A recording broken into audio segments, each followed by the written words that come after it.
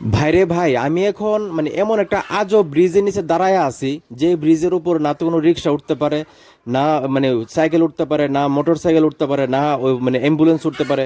শুধু মানুষ যে হাঁটাহাঁটি করে তাও অনেক কষ্ট করে উঠতে হয়, অনেক কষ্ট করে নামতে হয়, বুঝছেন? তো আমি এখন আছি ব্রাহ্মণবাড়িয়া সদর পুরসভা উত্তর পৈতলা এবং দক্ষিণ পৈতলা দুইটা গ্রামের যে সেতুবন্ধন বলতে গেলে এই হইলো এই মানে ব্রিজটা বা কালভারটা। তো এটা এখন মানুষের গলার কাটা হয়ে দাঁড়াইছে, বুঝছেন?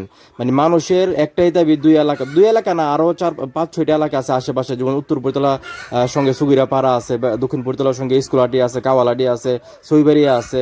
তো সবাই কিন্তু চাইতেছে এই ব্রিজটাকে ভাঙ্গা নতুন করে একদম সমান করে, যাতে আসলে অ্যাম্বুলেন্স আসা যাওয়া করতে পারে, মানুষ ঠিকভাবে হাঁটা চলা করতে পারে, হুন্ডার উঠতে পারে, সিঞ্জি যাইতে পারে, এরকম যাতে সমান করে করা হয়।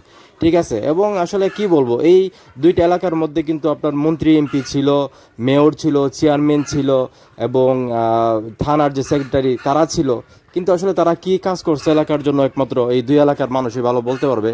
তো যাই হোক, এগুলো রাজনৈতিক বিষয়, এগুলো নিয়ে কথা বলতে চাই না। মানে আমি একটা কথাই বলতে চাই, দেখেন মানুষ যে হাইটটা উঠতেছে, কতটা কষ্ট হচ্ছে, অনেক কষ্ট করে উঠতে হয়, বাচ্চা কাচ্চা স্কুল আছে, মানে স্কুলে যেতে হয়, কিন্তু এটা খুবই কঠিন হয়ে গেছে মানুষের জন্য। সবাই বলতেছে কি, যে এই ব্রিজটা যেহেতু এখন কাজে লাগে না, এটাকে ভাঙ্গা যদি নতুন করে সমান করে করা হয়, তাহলে এই যে আশেপাশে 5-6টা গ্রামের মানুষ, হাজার হাজার মানুষ যারা এই কালভারটা দিয়ে চলাফেরা করে বা ব্রিজটা দিয়ে, সবাই উপকৃত হইতো। আমি চিন্তা করে দেখেন, দক্ষিণ বৈতলা থেকে যদি মানে কোনো রুগী আশেপাশে যারা আছে নিয়ে যেতে চাই, অ্যাম্বুলেন্স আসলে আসতে পারে না, অ্যাম্বুলেন্স ওই পারে দাঁড়িয়ে থাকতে হয়।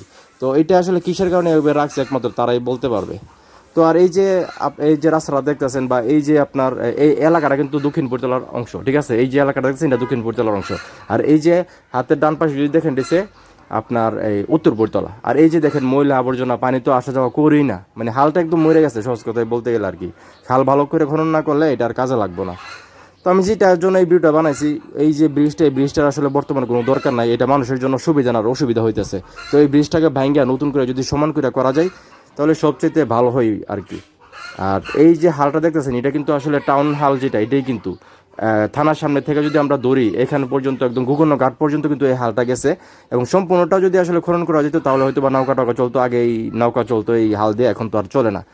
তো আমি যেটা বলতে চাইছি, এই ব্রিজটা আপনারা দেখলেন, আসলে আশেপাশে যে 5-6টা গ্রাম আছে, উত্তর পৈতলা, দক্ষিণ পৈতলা, সইবাড়িয়া, সগুইরাপাড়া ও স্কুলাটি বা কাওয়ালাটি, সবারই একটি দাবি, এই ব্রিজটাকে ভেঙে নতুন করে করা হোক সমানভাবে, যাতে আসলে মানুষ সহজে মানে চলাফেরা করতে পারে, অ্যাম্বুলেন্স চলাফেরা করতে পারে, সিএনজি চলাফেরা করতে পারে, সাইকেল চলাফেরা করতে পারে।